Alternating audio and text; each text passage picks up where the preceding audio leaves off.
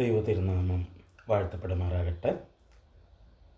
നമ്മുടെ എഫേസ് ലേഖന പഠനത്തിലേക്ക് ഒരിക്കൽ കൂടെ എല്ലാ പ്രിയപ്പെട്ടവരെയും സ്വാഗതം ചെയ്യുന്നു. ക്രിസ്തു യേശുവിൻ്റെ നാമത്തിലുള്ള എൻ്റെ സ്നേഹവന്ദനങ്ങളെ അറിയിക്കുന്നു. കർത്താവ് നമ്മെ ഇതുവരെയും സഹായിച്ചു. ദൈവത്തിൻ്റെ വചനം പഠിക്കാനായിട്ട് കർത്താവ് നമ്മളെ സഹായിച്ചുകൊണ്ടിരിക്കുന്നു. എന്നെ നേരിട്ട് വിളിച്ചും വാട്സാപ്പിലൂടെ മെസ്സേജ് അയച്ചുമൊക്കെ ഈ ക്ലാസ്സുകൾ പ്രയോജനമായിക്കൊണ്ടിരിക്കുന്നു എന്ന് അറിയിക്കുന്ന, പ്രോത്സാഹിപ്പിക്കുന്ന എല്ലാ പ്രിയപ്പെട്ടവരെയും ഓർത്ത് ദൈവത്തെ സ്തുതിക്കുകയും നിങ്ങളോടുള്ള നന്ദിയെ അറിയിക്കുകയും ചെയ്യുന്നു.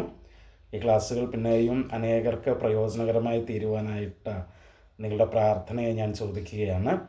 കർത്താവ് ആ രീതിയിൽ മുൻപോട്ട് പോകുവാൻ നമ്മെ ഒരുമിച്ച് ദൈവം സഹായിക്കട്ടെ. നമുക്ക് വീണ്ടും നമ്മുടെ പഠനത്തിലേക്ക് തിരിച്ചു വരാം. എഫേസ് ലേഖനം 4-ാം അധ്യായമാണ് നമ്മൾ പഠിച്ചുകൊണ്ടിരിക്കുന്നത്.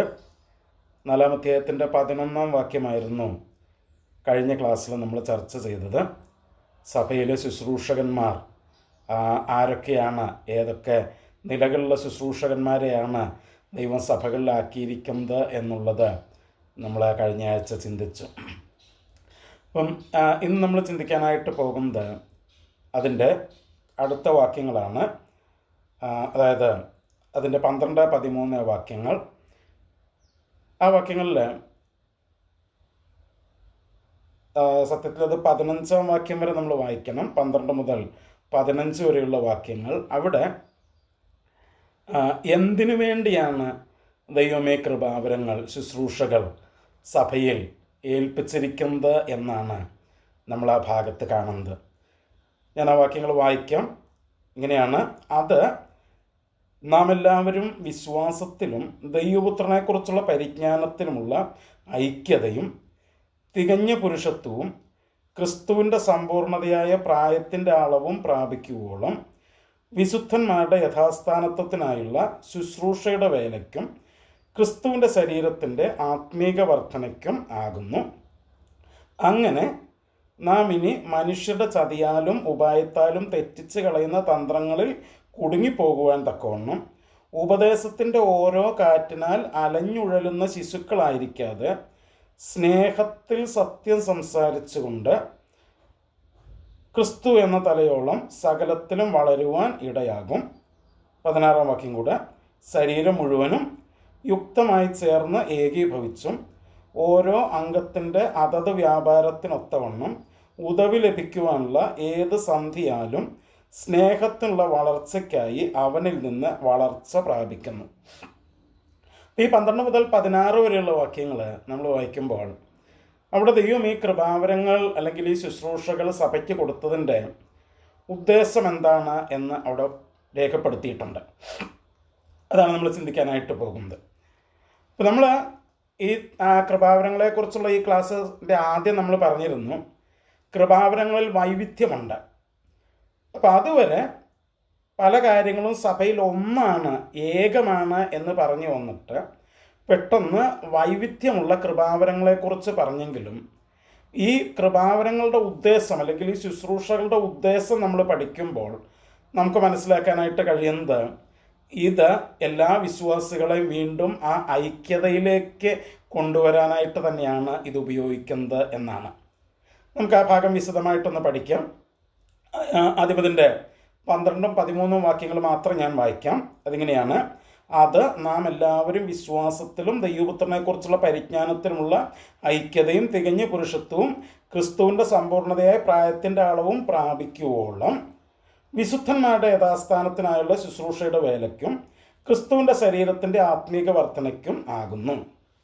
അപ്പോൾ അവിടെ 13-ാം വാക്യത്തിലാണ് കൃത്യമായിട്ട് ഈ കൃപാവരങ്ങളുടെ ഉദ്ദേശം എന്താണ് എന്ന് പറഞ്ഞിരിക്കുന്നത്, അല്ലെങ്കിൽ എന്തിനാണ് ഈ കൃപാവരങ്ങൾ നൽകപ്പെട്ടത് എന്ന് 13-ാം വാക്യത്തിലാണ് നമ്മൾ വായിക്കുന്നത്. എന്താണ് അവിടെ വായിക്കുന്നത്? വിശുദ്ധന്മാരുടെ യഥാസ്ഥാനത്വത്തിനായുള്ള ശുശ്രൂഷയുടെ വേലയ്ക്കും ക്രിസ്തുവിൻ്റെ ശരീരത്തിൻ്റെ ആത്മീക വർധനയ്ക്കും ആകുന്നു. മലയാളത്തിൽ അത് വായിക്കുമ്പോൾ 2 ഭാഗങ്ങൾ മാത്രമേ നമുക്ക് കാണാനായിട്ട് കഴിയുന്നുള്ളൂ. എന്നാൽ ഇംഗ്ലീഷിലും മറ്റു രീതിയിലുമൊക്കെ നമ്മൾ വായിക്കുമ്പോൾ 3 കാര്യങ്ങളാണ് അവിടെ പറഞ്ഞിരിക്കുന്നത്. ഒന്ന്, വിശുദ്ധന്മാരുടെ യഥാസ്ഥാനത്വത്തിന്, for the perfecting of the saints. 2, ശുശ്രൂഷയുടെ വേലയ്ക്ക്, unto the work of ministry. 3, ക്രിസ്തുവിൻ്റെ ശരീരത്തിൻ്റെ ആത്മീക വർധനയ്ക്ക്, unto the edification of the body of Christ. ഇങ്ങനെ 3 കാര്യങ്ങളാണ് അവിടെ പറഞ്ഞിരിക്കുന്നതായിട്ട് നമുക്ക് മനസ്സിലാക്കാനായിട്ട് കഴിയുന്നത് ഈ കൃപാവരങ്ങളുടെ ഉദ്ദേശമായിട്ട്. അപ്പം ഇന്ന് നമ്മൾ ആ 3 കാര്യങ്ങളാണ് ചിന്തിക്കാനായിട്ട് ആഗ്രഹിക്കുന്നത്. അപ്പം എന്തിനാണ് കൃപാവരങ്ങൾ അല്ലെങ്കിൽ ഈ ശുശ്രൂഷകൾ സഭയ്ക്ക് നൽകപ്പെട്ടിരിക്കുന്നത് എന്ന് ചോദിച്ചാൽ, ഈ 3 ലക്ഷ്യങ്ങളാണ് ഇതിലൂടെ നടപ്പിലാകേണ്ടത്. ഈ 3 എണ്ണമാണ്. ഇതല്ലാതെ മറ്റൊന്നുമല്ല ദൈവം കൃപാവരങ്ങൾ സഭയ്ക്ക് കൊടുത്തപ്പോൾ, അല്ലെങ്കിൽ ശുശ്രൂഷകരെ സഭയ്ക്ക് കൊടുത്തപ്പോൾ ദൈവം ഉദ്ദേശിച്ചിരിക്കുന്നത് ഈ 3 കാര്യങ്ങളാണ് എന്നുള്ളത് നമ്മൾ മറക്കരുത്. ഒന്നാമത് പറഞ്ഞിരിക്കുന്നത് വിശുദ്ധന്മാരുടെ യഥാസ്ഥാനത്വത്തിനായിട്ട്, അല്ലെങ്കിൽ the perfecting of the saints. എന്ന് വെച്ചാൽ വിശുദ്ധന്മാരെന്ന് പറയുമ്പോൾ നമ്മൾ പല പ്രാവശ്യം വാക്ക് ചർച്ച ചെയ്തിട്ടുണ്ട്. ദ സെപ്പറേറ്റഡ് വൺസ് എന്നതിൻ്റെ അർത്ഥം വേർതിരിക്കപ്പെട്ടവർ. എഫേസ്യ ലേഖനം 1-ാം അധ്യായമൊക്കെ നമ്മൾ പഠിച്ചപ്പോൾ നമ്മൾ പറഞ്ഞിട്ടുണ്ട്, ദൈവം ലോക സ്ഥാപനത്തിന് മുമ്പേ നമ്മൾ എന്ത് ചെയ്തു? തെരഞ്ഞെടുത്തു, എലക്റ്റഡ്. അപ്പോൾ അവിടെ ഒരു സെപ്പറേഷൻ ഉണ്ട്. ഒരു വലിയൊരു കൂട്ടത്തിനകത്ത് നിന്ന് ഗോഡ് വാസ് എലക്റ്റിങ് അസ്, ദൈവം നമ്മളെ തിരഞ്ഞെടുക്കുകയായിരുന്നു. അപ്പോൾ അവിടെ ഒരു സെപ്പറേഷൻ നടന്നിട്ടുണ്ട്. അങ്ങനെ സെപ്പറേറ്റ് ചെയ്യപ്പെട്ടവരെയാണ് വിശുദ്ധന്മാർ അല്ലെങ്കിൽ സെയിൻസ് എന്ന് വിളിക്കുന്നത്. അപ്പം ആ വിശുദ്ധന്മാരുടെ യഥാസ്ഥാനത്വത്തിന്, അല്ലെങ്കിൽ four the perfecting of the saints. അപ്പോൾ ഈ ഒരു വേർതിരിക്കപ്പെട്ടെങ്കിലും അവർ പെർഫെക്റ്റ് ആയിട്ടില്ല, പൂർണ്ണരായിട്ടില്ല. അതാണ് നമ്മൾ മനസ്സിലാക്കുന്നത്. അപ്പം അവരെ ദൈവം ലോകത്തിൽ നിന്ന് അവരെ വേർതിരിച്ചു, നമ്മളെ വേർതിരിച്ചു എങ്കിലും നമ്മളെന്തായിട്ടില്ല? പൂർണ്ണരായിട്ടില്ല. ആരെങ്കിലും പൂർണ്ണരായി എന്ന് അവകാശപ്പെടാനായിട്ട് കഴിയുമെങ്കിൽ ഞാനിതിൻ്റെ ഡിസ്ക്രിപ്ഷനിൽ എൻ്റെ നമ്പർ കൊടുക്കാം, നിങ്ങൾ എന്നെ ഒന്ന് കോൺടാക്ട് ചെയ്യണം, നിങ്ങളെ ഒന്ന് കാണാനായിട്ടാണ്. കാരണം ഞാൻ ഇത്രയും കാലത്തിൻ്റെ ഇടയ്ക്ക് പൂർണ്ണരായിത്തീർന്ന ഒരു വിശ്വാസിയെപ്പോലും കണ്ടിട്ടില്ല. വിശ്വാസി എന്ന് ഞാൻ പറയുമ്പോൾ പാസ്റ്റർമാരും പ്രവാചകന്മാരും എല്ലാവരും ഉൾക്കൊള്ളിച്ചുകൊണ്ടാണ് ഞാൻ പറയുന്നത്.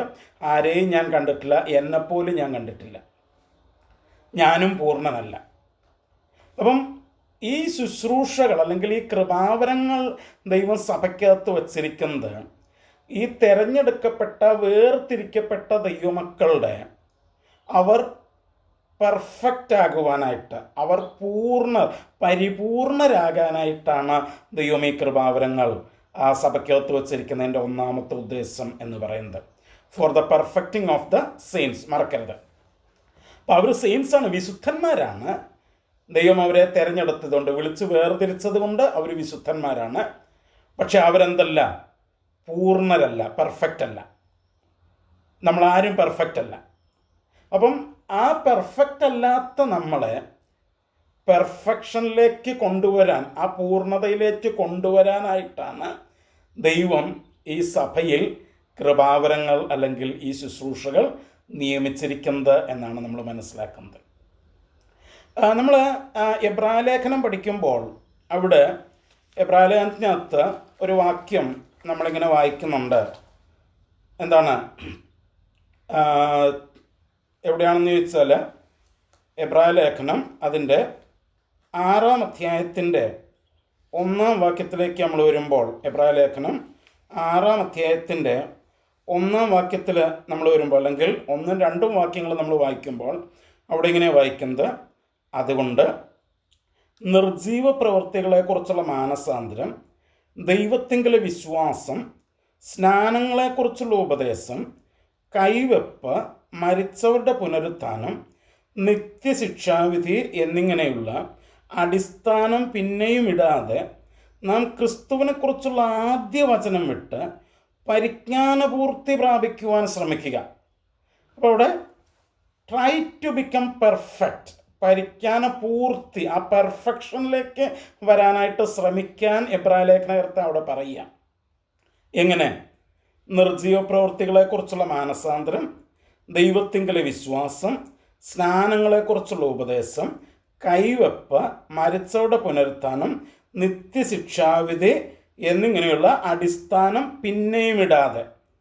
അപ്പോൾ ഇത് അടിസ്ഥാനമായിട്ടിട്ടതാണ്. അത് പിന്നെയും അത് തന്നെ ഇടാതെ നാം ക്രിസ്തുവിനെ കുറിച്ചുള്ള ആദ്യ വചനം വിട്ട് പരിജ്ഞാനപൂർത്തി പ്രാപിക്കാൻ ശ്രമിക്കുക.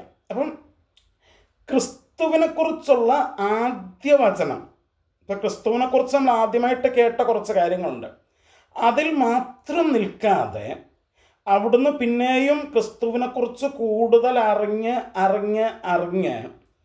നമ്മൾ എന്ത് ചെയ്യണം? ആ പെർഫെക്ഷനിലേക്ക് എത്തിച്ചേരുക എന്നുള്ളതാണ്. അപ്പം നമ്മളൊരു കാര്യം മനസ്സിലാക്കണം, ഇവിടെ പെർഫെക്ഷൻ എന്ന് പറയുന്നത് ദൈവത്തിന് നമ്മളെക്കുറിച്ചുള്ള ഉദ്ദേശമാണ്. എന്താണ് ദൈവത്തിന് നമ്മെക്കുറിച്ചുള്ള ഉദ്ദേശം എന്ന് ചോദിച്ചാൽ, റോമാലേഖനത്തിൽ നമ്മൾ വായിക്കുന്ന ഒരു വാക്യമുണ്ട്. റോമാലേഖനം അതിൻ്റെ 8-ാം അധ്യായത്തിലേക്ക് വരുമ്പോൾ അവിടെ നമ്മൾ വായിക്കുന്ന ഒരു ഭാഗമുണ്ട്.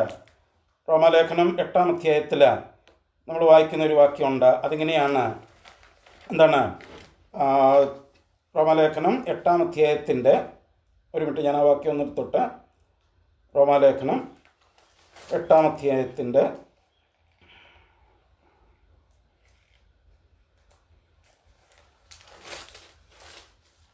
29-ാം വാക്യത്തെ നമ്മൾ വായിക്കുന്നത്, അവൻ മുന്നറിഞ്ഞവരെ തൻ്റെ പുത്രൻ അനേകം സഹോദരന്മാരിൽ ആദ്യജാതനാകേണ്ടതിന് അവൻ്റെ സ്വരൂപത്തോട് അനുരൂപരാകുവാൻ മുൻ നിയമിച്ചിരിക്കുന്നു. അപ്പം ദൈവത്തിൻ്റെ മനസ്സിൽ നമ്മളെക്കുറിച്ചുള്ള പദ്ധതി എന്ന് പറയുന്നത് നാം അവൻ്റെ പുത്രനായ യേശുവിൻ്റെ സ്വരൂപത്തോട് അനുരൂപരാകണം എന്നുള്ളതാണ്. അതാണ് പെർഫെക്ഷൻ എന്ന് പറയുന്നത്. അപ്പോൾ ആ പെർഫെക്ഷനിലേക്ക് നമ്മൾ നടന്നെടുക്കാനായിട്ട് നമ്മൾ എന്ത് ചെയ്യണം എന്ന് ചോദിച്ചാൽ, ആ ക്രിസ്തുവിനെ നമ്മൾ കൂടുതലായിട്ട് എന്ത് ചെയ്യണം?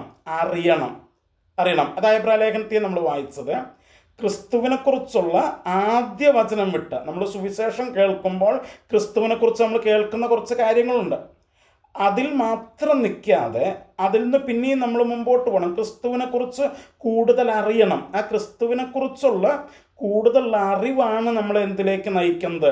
ആ പെർഫെക്ഷനിലേക്ക് നയിക്കുന്നത് എന്നാണ് നമ്മളിവിടെ മനസ്സിലാക്കുന്നത്. ഓക്കെ, ഇനി ഇതേ കാര്യം തന്നെ എന്താണ് കൊലോസ് ലേഖനത്തിലേക്ക് വരുമ്പോൾ, കൊലോസ് ലേഖനത്തിൽ നമ്മൾ വായിക്കുന്ന ഒരു കാര്യമുണ്ട്. എന്താണ്? കൊലോസ് ലേഖനം 1-ാം അധ്യായത്തിൻ്റെ 28-ാം വാക്യത്തിൽ പൗലോസ് പറയുകയാണ്, അവനെ ഞങ്ങൾ അറിയിക്കുന്നതിൽ ഏതു മനുഷ്യനെയും ക്രിസ്തുവിൽ തികഞ്ഞവനായി നിർത്തേണ്ടതിന് ഏതു മനുഷ്യനെയും പ്രബോധിപ്പിക്കുകയും ഏതു മനുഷ്യനോടും സകല ജ്ഞാനത്തോടും കൂടെ ഉപദേശിക്കുകയും ചെയ്യുന്നു. അപ്പം ക്രിസ്തുവിൽ തികഞ്ഞവനായിട്ട് നിർത്താൻ പൗലോസ് എന്താ ചെയ്യുന്നത്?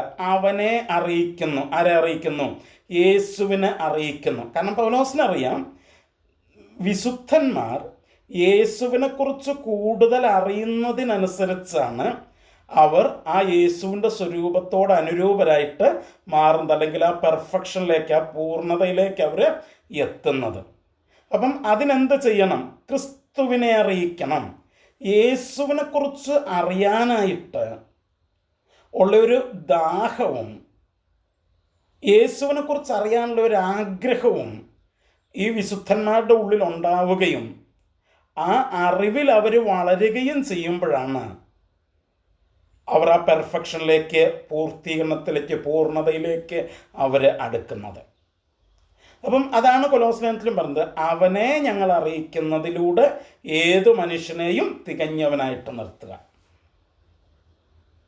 ഓക്കെ, ഇനി കൊലോസ് ലേഖനം തന്നെ 2-ാം അധ്യായത്തിൻ്റെ 10-ാം വാക്യത്തിൽ നമ്മൾ വായിക്കുന്ന ഒരു കാര്യമുണ്ട്. അവിടെ നമ്മളിങ്ങനെയാണ് വായിക്കുന്നത്. എന്താണ്? എല്ലാ വാഴ്ചയ്ക്കും അധികാരത്തിനും തലയായ അവനിൽ നിങ്ങൾ പരിപൂർണരായിരിക്കുന്നു. In him you were made perfect. അവനിൽ നിങ്ങൾ പെർഫെക്റ്റ് ആയിത്തീർന്നു. അപ്പം അവനെ അറിയുന്നതിലൂടെയും അവനിലായിരിക്കുന്നതിലൂടെയുമാണ് വിശ്വാസികൾ എന്താകുന്നത്? പെർഫെക്റ്റ് ആകുന്നത്, പൂർണ്ണർ ആകുന്നത്. അപ്പം ദൈവം സഭയിൽ കൃപാവരങ്ങൾ അല്ലെങ്കിൽ ഈ ശുശ്രൂഷകൾ നൽകിയിരിക്കുന്നത് four the perfecting of the saints, വിശുദ്ധന്മാരുടെ പൂർണ്ണതയിലേക്കുള്ള വളർച്ചയ്ക്ക് വേണ്ടിയാണെങ്കിൽ അവിടെ സംഭവിക്കേണ്ടത് എന്താണ് എന്ന് ചോദിച്ചാൽ, ക്രിസ്തുവിനെ അറിയുക, ക്രിസ്തുവിനെ അറിയിക്കുക, ക്രിസ്തുവിനെ അറിയുക, ക്രിസ്തുവിൽ ആയിരിക്കുക, ക്രിസ്തുവിനെ പോലെയാവുക.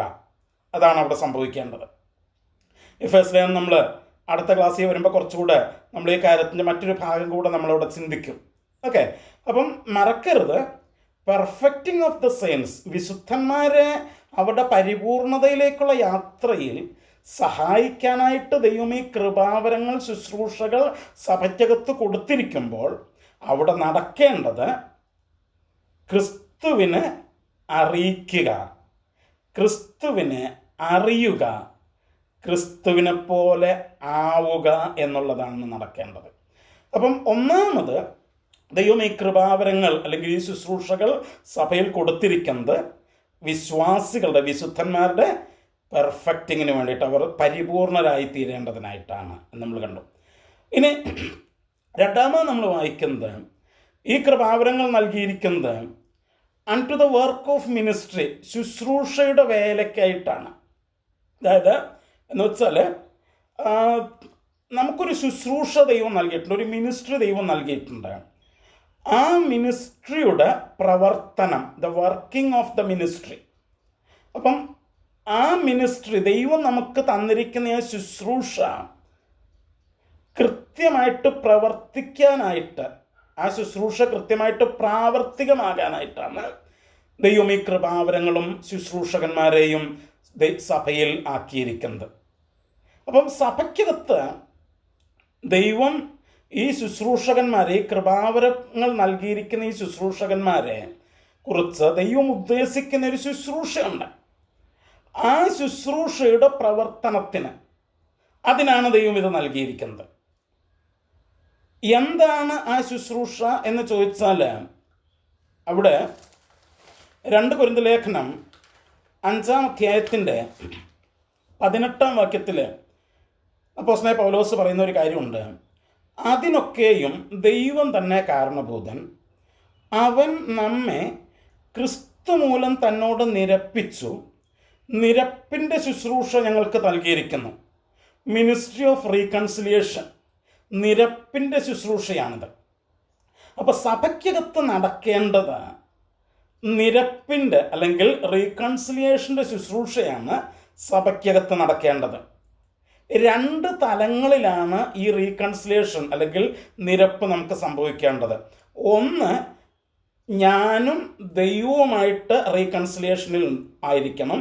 2, ഞാനും എൻ്റെ സഹവിശ്വാസികളുമായിട്ട് റീകൺസിലിയേഷനിലായിരിക്കണം, നിരപ്പിലായിരിക്കണം. അപ്പം ഞാനും ദൈവവുമായിട്ട് ഉള്ള നിരപ്പ് നഷ്ടപ്പെടുത്തുന്നത് എൻ്റെ ജീവിതത്തിലെ പാപങ്ങളാണ്. അപ്പോൾ ആ പാപങ്ങൾ വരുമ്പോൾ അല്ലെങ്കിൽ പാപത്തിൽ വീഴുമ്പോൾ അത് ഏറ്റുപറയാനും അത് ഉപേക്ഷിക്കാനും ആ പാപത്തിൻ്റെ മേൽ ജയം പ്രാപിച്ച് ദൈവത്തോടുള്ള ആ നിരപ്പിൽ, ആ ബന്ധത്തിൽ തുടർന്നു കൊണ്ടുപോകാനും എന്നെ സഹായിക്കുന്നതാണ് ഈ നിരപ്പിൻ്റെ ശുശ്രൂഷ. അതിനാണ് ദൈവം ഈ കൃപാവരങ്ങൾ, ശുശ്രൂഷകൾ സഭയിൽ കൊടുത്തിരിക്കുന്നത്. 2, കൂട്ടുവിശ്വാസികൾ തമ്മിലുള്ള പ്രശ്നങ്ങൾ, അവർ തമ്മിലുള്ള വെറുപ്പ്, വിദ്വേഷം, വൈരാഗ്യം, ഭിന്നത, പിണക്കം, പക, ഇങ്ങനത്തെ സംഭവങ്ങളൊക്കെ വരുമ്പോൾ അതിനകത്തുനിന്ന് അവരെ വിടുവിച്ച് ആ നിരപ്പിലേക്ക്, പരസ്പര നിരപ്പിലേക്ക്, റീകൺസിലിയേഷനിലേക്ക് അവരെ കൊണ്ടുവരാനായിട്ടുള്ള ശുശ്രൂഷയാണ് എന്ത്? ഈ ശുശ്രൂഷ, നിരപ്പിൻ്റെ ശുശ്രൂഷ എന്ന് പറയുന്നത്. അപ്പം ഇത് നടക്കാനാണ്, ഇത് സഭയിൽ നടക്കാനായിട്ടാണ് ഈ കൃപാവരങ്ങൾ അല്ലെങ്കിൽ ഈ ശുശ്രൂഷകൾ ദൈവം സഭയിൽ നൽകിയിരിക്കുന്നത്. പല ശുശ്രൂഷകന്മാരും പറയുന്ന അപകടകരമായിട്ടുള്ളൊരു പ്രസ്താവന ഞാൻ കേട്ടിട്ടുണ്ട്. ഞങ്ങൾ 3 വർഷം കഴിയുമ്പോൾ അല്ലെങ്കിൽ 5 വർഷം കഴിയുമ്പോൾ ഞങ്ങൾ ഇവിടുന്ന് പോകും. സഭ എങ്ങനെയെങ്കിലുമൊക്കെ പൊക്കോട്ടെ, എങ്ങനെയെങ്കിലും ഒരു 3 വർഷം അല്ലെങ്കിൽ 5 വർഷം ഇവിടെ ഇങ്ങനെ ഇരുന്നിട്ട് ഒരു പ്രശ്നം ഉണ്ടാക്കാതെ എന്ത് ചെയ്യുക, ഇവിടുന്ന് പോവുക. നിങ്ങളുടെ മനോഭാവം അതാണെങ്കിൽ ദൈവം നിങ്ങളെ ഈ ശുശ്രൂഷ ഏൽപ്പിച്ചിട്ടില്ല എന്നാണ് അതിൻ്റെ അർത്ഥം. കാരണം കർത്താവ് പറഞ്ഞു, ആട്ടിൻകൂട്ടത്തെ പിടിക്കാനായിട്ട് ചെന്നായി വരുമ്പോൾ കൂലിക്കാരനാണ് ഓടി രക്ഷപ്പെടാനായിട്ട് ശ്രമിക്കുന്നത്, ഇടയനല്ല. ഇടയനാണെങ്കിൽ സ്വന്തം ജീവൻ ബലി കഴിച്ചിട്ടാണെങ്കിലും ചെന്നായുടെ വായിൽ നിന്ന് ആടിനെ മോചിപ്പിക്കാനായിട്ട് ശ്രമിച്ചിരിക്കും. എങ്ങനെയെങ്കിലും 3 വർഷം 5 വർഷം ഇവിടെ ഇരുന്നിട്ട് ആരെയും പിണക്കാതെ ഇവിടുന്ന് സ്ഥലം മാറിപ്പോകുക എന്നുള്ളതാണ് നിങ്ങളുടെ ലക്ഷ്യമെങ്കിൽ നിങ്ങൾക്ക് ദൈവം ശുശ്രൂഷ ഏൽപ്പിച്ചിട്ടില്ല എന്ന് ഞാൻ ഉറപ്പിച്ച് പറയാൻ ആഗ്രഹിക്കുക. That is not the ministry. അതല്ല ശുശ്രൂഷ. സഭയെ ദൈവത്തോടും സഹവിശ്വാസികളോടും നിരപ്പിക്കുന്ന നിരപ്പിൻ്റെ ശുശ്രൂഷയാണ് ദൈവം നമുക്ക് തന്നിരിക്കുന്നത്. അത് നമ്മൾ ചെയ്തേ മതിയാകുകയുള്ളൂ. അതിനാണ് ദൈവം സഭയിൽ ശുശ്രൂഷകന്മാരെ, കൃപാവരങ്ങളെ നിയമിച്ചിരിക്കുന്നത്. മറക്കരുത്. അപ്പോൾ ഒന്ന് പെർഫെക്റ്റിംഗ് ഓഫ് ദ സെയിൻസ് ആണ്, വിശുദ്ധന്മാരുടെ പരിപൂർണത, അവർ പൂർണ്ണരായി തീരേണ്ടതിന്. 2, ആ യഥാസ്ഥാനത്വത്തിൻ്റെ ആ മിനിസ്ട്രി, ശുശ്രൂഷ, അത് വർക്ക് ചെയ്യാനായിട്ട്, അത് പ്രാവർത്തികമാകാനായിട്ടാണ് ദൈവം സഭയിൽ കൃപാവരങ്ങളെ തന്നിരിക്കുന്നത്. പ്രിയമുള്ളവരെ, നമ്മുടെ സഭകളിൽ ഉള്ള ദൈവമക്കൾ അവർ ദൈവവുമായിട്ടും കൂട്ടുവിശ്വാസികളുമായിട്ടും റീകൺസൈൽഡ് അല്ലെങ്കിൽ അവർ നിരപ്പിലല്ല പോകുന്നതെങ്കിൽ അതിൻ്റെ അർത്ഥം നമ്മുടെ ശുശ്രൂഷ അല്പം കൂടെ പ്രയോജനകരമായിട്ടുള്ള രീതിയിൽ ചെയ്യേണ്ടതാണ് എന്നാണ് അത് നമ്മളെ ഓർപ്പിക്കുന്നത്. അല്ലാതെ മനസ്സുമടുത്ത് ഇട്ട് കളഞ്ഞിട്ട് കൂലിക്കാരനെ പോലെ ഓടി ഒളിക്കാനല്ല ശ്രമിക്കേണ്ടത്. ആ സാഹചര്യങ്ങളെ നേരിടുവാനും ആ വിശ്വാസികളെ ദൈവവുമായിട്ടുള്ള ബന്ധത്തിലും സഹവിശ്വാസികളുമായിട്ടുള്ള ബന്ധത്തിലും നിരപ്പിലേക്ക് നയിക്കാനുമാണ് ഒരു ശുശ്രൂഷകൻ പ്രവർത്തിക്കേണ്ടത്. അതിനാണ് ദൈവം സഭയിൽ നമ്മെ ഓരോരോ ശുശ്രൂഷകൾ നൽകി നമ്മെ ആക്കി വച്ചിരിക്കുന്നത്. മറക്കരുത്. അതാണ് 2ാമത്തെ കാര്യം. ഇനി 3ാമത്തെ കാര്യം എന്ന് പറയുന്നത് എന്താണെന്ന് വെച്ച് കഴിഞ്ഞാൽ, ക്രിസ്തുവിൻ്റെ ശരീരത്തിൻ്റെ ആത്മീക വർധന, for the edification of the body of Christ. നമ്മൾ നേരത്തെ തന്നെ പറഞ്ഞിട്ടുണ്ട്, സഭ ക്രിസ്തുവിൻ്റെ ശരീരമാണ് എന്ന് നമ്മൾ നേരത്തെ ആ രീതിയിൽ നമ്മൾ പറഞ്ഞിട്ടുണ്ട്. എഫേസ്യ ലേഖനം 1-ാം അധ്യായമൊക്കെ പഠിച്ചപ്പോൾ അവിടെ നമ്മൾ പറഞ്ഞിട്ടുണ്ട്. അപ്പം അങ്ങനെ വരുമ്പോൾ ആ സഭയ്ക്കകത്ത് എന്താണ് ഈ കൃപാവരങ്ങൾ അല്ലെങ്കിൽ ഈ ശുശ്രൂഷകൾ ദൈവം നൽകിയിരിക്കുന്നത് എന്തിനാണ് എന്ന് ചോദിച്ചാൽ, അത് സഭയുടെ എന്താണ് ആത്മീക വർധനവിന് വേണ്ടിയിട്ടാണ്, വിശ്വാസികളുടെ ആത്മീക വർധനവിന് വേണ്ടിയിട്ടാണ്. നമുക്ക് 1 കൊരിന്ത്യർ ലേഖനം 12-ാം അധ്യായത്തിൻ്റെ 7-ാം വാക്യത്തിൽ നമ്മളിങ്ങനെ വായിക്കുന്നു, എന്നാൽ ഓരോരുത്തന് ആത്മാവിൻ്റെ പ്രകാശനം പൊതു പ്രയോജനത്തിനായി നൽകിയിരിക്കുന്നു, ഫോർ കോമൺ എഡിഫിക്കേഷൻ. അപ്പോൾ പരിശുദ്ധാത്മാവിൻ്റെ പ്രകാശനം എന്ന് വെച്ചാൽ കൃപാവരങ്ങൾ അല്ലെങ്കിൽ ശുശ്രൂഷകൾ, അത് സഭയ്ക്കകത്ത് ഓരോ വിശ്വാസികൾക്കും ദൈവം നൽകിയിരിക്കുന്നത് അത് പൊതു പ്രയോജനത്തിനാണ്, ഫോർ കോമൺ എഡിഫിക്കേഷനാണ്. എല്ലാവരുടെയും ആത്മീക വർധനവിനാണ് അത് ഉപയോഗിക്കപ്പെടേണ്ടത്. ഒരിക്കലും സഭയിൽ ഞാൻ എൻ്റെ ആത്മീക വർധനവല്ല ഞാൻ നോക്കേണ്ടത്. സഭയിൽ എൻ്റെ ഉത്തരവാദിത്വം കോമൺ എഡിഫിക്കേഷനാണ്, പൊതുപ്രയോജനമാണ്. ചിലരൊക്കെ സഭയിൽ വന്നിട്ട് പറയാറുണ്ട്, അല്ലെങ്കിൽ ചിലരൊക്കെ പറയാറുണ്ട്, ഞാനവിടെ ഒന്നിലുമില്ല, ഞാൻ ജസ്റ്റ് വരും, അവിടെ ഇരിക്കും, എഴുന്നേറ്റ് പോകും. നോ, അങ്ങനെ ചെയ്യാനായിട്ട് താങ്കൾക്ക് പറ്റില്ല. കാരണം താങ്കളെ ദൈവം ഒരു ശുശ്രൂഷ, ഒരു കൃപാവരം ഏൽപ്പിച്ചിരിക്കുന്നത് ആ സഭയുടെ കോമൺ എഡിഫിക്കേഷന് വേണ്ടിയിട്ടാണ്, പൊതുപ്രയോജനത്തിന് വേണ്ടിയിട്ടാണ്. അത് മറക്കരുത്. ഒരിക്കലും സഭയിലേക്ക് നമ്മൾ വരുന്നത് നമ്മുടെ ആത്മീക വർധനവ് ആഗ്രഹിച്ചല്ല നാം സഭയിലേക്ക് ചെല്ലേണ്ടത്. മറ്റുള്ളവരുടെ ആത്മീക വർധനവിന് വേണ്ടിയാണ് നാം സഭയിലേക്ക് ചെല്ലേണ്ടത്. മറക്കരുത്. കാരണം സഭയിൽ, സഭാ കൂടിവരവുകളിൽ പ്രവർത്തിക്കുന്ന കൃപാവരങ്ങളും ശുശ്രൂഷകളുമൊക്കെ ഫോർ ദ കോമൺ എഡിഫിക്കേഷനാണ്, പൊതുപ്രയോജനത്തിനായിട്ടാണ് നൽകപ്പെട്ടിരിക്കുന്നത് എന്നുള്ളത് മറക്കരുത്.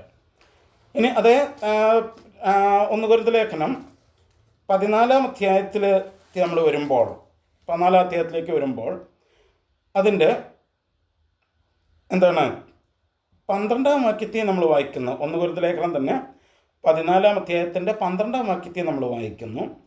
ഔവണ്ണം നിങ്ങളും ആത്മവരങ്ങളെക്കുറിച്ച് വാഞ്ചയുള്ളവരാകയാൽ സഭയുടെ ആത്മീക വർധനവിന് സഫലന്മാരാകുവാൻ ശ്രമിക്കുവാൻ. നിങ്ങളുടെ ആത്മീക വർധനവിനല്ല ആത്മീക വരങ്ങൾ ദൈവം നിങ്ങൾക്ക് തന്നിരിക്കുന്നത്, സഭയുടെ ആത്മീക വർധനവിനാണ്. ശുശ്രൂഷ ദൈവം തന്നിരിക്കുന്നത് നിങ്ങൾക്ക് വേണ്ടിയല്ല, അത് സഭയ്ക്ക് വേണ്ടിയാണ്. നിങ്ങളുടെ മഹത്വത്തിനോ നിങ്ങളുടെ ഉയർച്ചയ്ക്കോ നിങ്ങളുടെ പ്രശസ്തിക്കോ നിങ്ങൾക്ക് പണമുണ്ടാക്കാനോ അല്ല ദൈവം കൃപാവരങ്ങളും ശുശ്രൂഷകളും നമുക്ക് തന്നിരിക്കുന്നത്, അത് സഭയുടെ ആത്മീക വർധനവിനാണ്. അതാണ് പറയുന്നത്, സഭയുടെ ആത്മീക വർധനയ്ക്ക് സഫലന്മാരാകുവാൻ ശ്രമിക്കുവിൻ. മറക്കരുത്. അപ്പം ആത്മാവിൻ്റെ പ്രകാശനം പൊതുപ്രയോജനത്തിനായിട്ട്, കോമൺ എഡിഫിക്കേഷന് വേണ്ടിയിട്ടാണ്. For the edification of the church, സഭയുടെ ആത്മീക വർധനവിന് വേണ്ടിയാണ് നൽകിയിരിക്കുന്നത്. നിങ്ങൾ അതേ 14-ാം അധ്യായത്തിൻ്റെ തന്നെ 26-ാം വാക്യം തൊട്ട് നമ്മൾ വായിക്കുമ്പോൾ അവിടെ നമ്മൾ കാണുന്നത് ഇങ്ങനെയാണ്. 26-ാം വാക്യം ഇങ്ങനെയാണ്: ആകയാലെന്ത് സഹോദരന്മാരെ, നിങ്ങൾ കൂടി വരുമ്പോൾ ഓരോരുത്തന് സങ്കീർത്തനമുണ്ട്, ഉപദേശമുണ്ട്, വെളിപ്പാടുണ്ട്, അന്യഭാഷയുണ്ട്, വ്യാഖ്യാനമുണ്ട്, സകലവും ആത്മീക വർധനയ്ക്കായി ഉതകട്ടെ. അപ്പം സഭ കൂടി വരുമ്പോൾ സഭയുള്ളിടത്തോളം സമയം ഈ കൃപാവരങ്ങൾ സഭയ്ക്കകത്തുണ്ട്, ഈ ശുശ്രൂഷകൾ സഭയ്ക്കകത്ത് ഉണ്ട്. പക്ഷേ ഈ ശുശ്രൂഷകൾ എന്തിനാണ് ഉതകേണ്ടത്, എന്തിനാണ് പ്രയോജനപ്പെടേണ്ടത് എന്ന് ചോദിച്ചാൽ, സഭയുടെ ആത്മീക വർധനയ്ക്കാണ് എന്ത് ചെയ്യേണ്ടത്, പ്രയോജനപ്പെടേണ്ടത്. മറക്കരുത്. എന്നിട്ട് അതിൻ്റെ 27-ഉം 28-ഉം വാക്യങ്ങളിൽ നമ്മൾ വായിക്കുന്നത് എങ്ങനെയാണ്: അന്യഭാഷയിൽ സംസാരിക്കുന്നുവെങ്കിൽ, നമ്മൾ ശ്രദ്ധിച്ച് കേൾക്കണം, നിങ്ങളോട് പിണങ്ങരുത്. ബൈബിളിൽ എന്ത് എഴുതിയിരിക്കുന്നോ അതാണ് ഞാൻ നിങ്ങളെ വായിച്ച് കേൾപ്പിക്കുകയും പറയുകയും ചെയ്യുന്നത്. അന്യഭാഷയിൽ സംസാരിക്കുന്നുവെങ്കിൽ 2 പേരോ ഏറിയാൽ 3 പേരോ ആകട്ടെ. ഇപ്പം ഒരു സഭായോഗത്തിൽ, സഭയുടെ ഒരു കൂടിവരവിൽ അന്യഭാഷയിൽ സംസാരിക്കുന്നുണ്ടെങ്കിൽ എത്ര പേർക്ക് സംസാരിക്കാം? എല്ലാവർക്കും കൂടെ സംസാരിക്കാൻ പറ്റുമോ? ഇല്ല. 2 പേരോ ഏറിയാൽ 3 പേര്, മാക്സിമം 3 പേര്. 4 പേരാകാനായിട്ട് ബൈബിൾ എന്ത് ചെയ്യുന്നില്ല, അനുവദിക്കുന്നില്ല. ഞാൻ പറയുന്നതല്ല, ദൈവത്തിൻ്റെ വചനമാണ് ഞാൻ നിങ്ങളെ വായിച്ച് കേൾപ്പിക്കുകയും വിശദീകരിക്കുകയും ചെയ്യുന്നത്. അതിലെന്ത് എഴുതിയിരിക്കുന്നോ അത് മാത്രമാണ് ഞാൻ പറഞ്ഞുകൊണ്ടിരിക്കുന്നത്. ഓക്കെ. അപ്പം അന്യഭാഷയിൽ സംസാരിക്കുന്നുവെങ്കിൽ 2 പേര്, മാക്സിമം 3 പേര് സംസാരിക്കണം. എല്ലാവരും കൂടെ അന്യഭാഷ സംസാരിക്കുക എന്നുള്ളത് ബൈബിൾ അനുശാസിക്കുന്നില്ല. 2 പേരോ ഏറിയാൽ 3 പേരോ. ഇനി പറയുന്നു, അവർ ഓരോരുത്തരായി സംസാരിക്കുകയും, 1 by 1. ഈ 3 പേരും അല്ലെങ്കിൽ 2 പേരും 3 പേരും കൂടെ ഒരുമിച്ച് സംസാരിക്കാനായിട്ട് പാടില്ല. ഓരോരുത്തരായിട്ട് സംസാരിക്കണം. ആദ്യം 1-ാമത്തെ ആൾ സംസാരിക്കുക, അത് കഴിയുമ്പോൾ 2-ാമത്തെ ആൾ സംസാരിക്കുക, അത് കഴിയുമ്പോൾ 3-ാമത്തെ ആൾ സംസാരിക്കുക. 3 പേരായി കഴിഞ്ഞാൽ പിന്നെ തീർന്നു. അത്രേ ബൈബിൾ അനുവദിക്കുന്നുള്ളൂ. അല്ലാതെ എല്ലാവരും കൂടെ ഒരുമിച്ച് അന്യഭാഷ പറയുന്നതല്ല സഭായോഗം, സഭാ കൂടിയൊരുവുകൾ. ഓക്കെ. അപ്പം അന്യഭാഷയിൽ സംസാരിക്കുന്നുവെങ്കിൽ 2 പേരോ ഏറിയാൽ 3 പേരോ ആകട്ടെ. അവർ ഓരോരുത്തരായി സംസാരിക്കുകയും ഒരുവൻ വ്യാഖ്യാനിക്കുകയും ചെയ്യട്ടെ. ഈ ഓരോരുത്തരായിട്ട് ഇവർ സംസാരിക്കുമ്പോൾ ഒരാൾ എന്ത് ചെയ്യണം? ഇവർ സംസാരിക്കുന്നത് വ്യാഖ്യാനിക്കണം, ഇൻ്റർപ്രറ്റ് ചെയ്യണം. That is A must. അത് നിർബന്ധമാണത്, നിർബന്ധമാണ്. എന്നിട്ട് 28-ാം വാക്യത്തിൽ പറയുക, വ്യാഖ്യാനം ഇല്ലാതിരുന്നാൽ അന്യഭാഷക്കാരൻ സഭയിൽ മിണ്ടാതെ തന്നോടും ദൈവത്തോടും സംസാരിക്കട്ടെ. അപ്പോൾ വ്യാഖ്യാനം ഇല്ലെങ്കിൽ അന്യഭാഷക്കാരൻ എന്ത് ചെയ്യണം? സഭയിൽ പൊതുവിൽ മിണ്ടാനായിട്ട് പാടില്ല. പകരം എന്ത് ചെയ്യണം? തന്നോടും ദൈവത്തോടും സംസാരിക്കണം. വൈ? എന്താ അങ്ങനെ പറയാൻ കാരണം എന്ന് ചോദിച്ചാൽ, ആ 14 അധ്യായത്തിൻ്റെ 2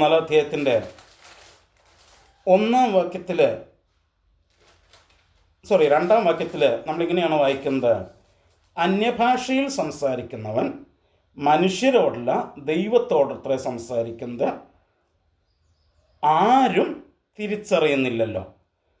അവൻ ആത്മാവിൽ മർമ്മങ്ങളെ സംസാരിക്കുന്നു. അപ്പം അന്യഭാഷയിൽ സംസാരിക്കുന്നവൻ അവൻ ആത്മാവിൽ മർമ്മങ്ങളെ, രഹസ്യങ്ങളെയാണ് സംസാരിക്കുന്നത്.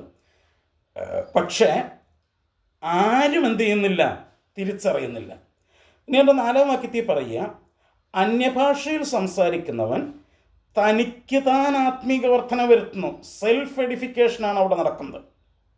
ഇപ്പോൾ ഒരാൾ അന്യഭാഷയിൽ സംസാരിക്കുമ്പോൾ അവിടെ നടക്കുന്നത് സെൽഫ് എഡിഫിക്കേഷനാണ്. നമ്മൾ പറഞ്ഞു, സഭയിൽ കൃപാവരങ്ങൾ പ്രവർത്തിക്കേണ്ടത് സ്വയം ആത്മീക വർധനവിനല്ല, പൊതുപ്രയോജനത്തിനായിട്ടാണ്.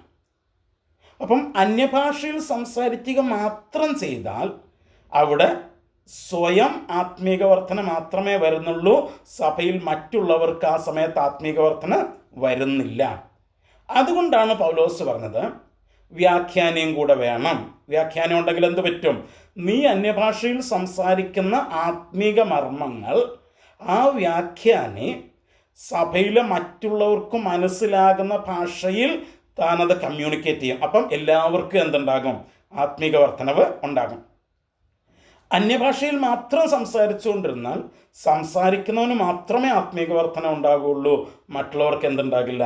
ആത്മീക വർധനവ് ഉണ്ടാകില്ല. അതാണ്.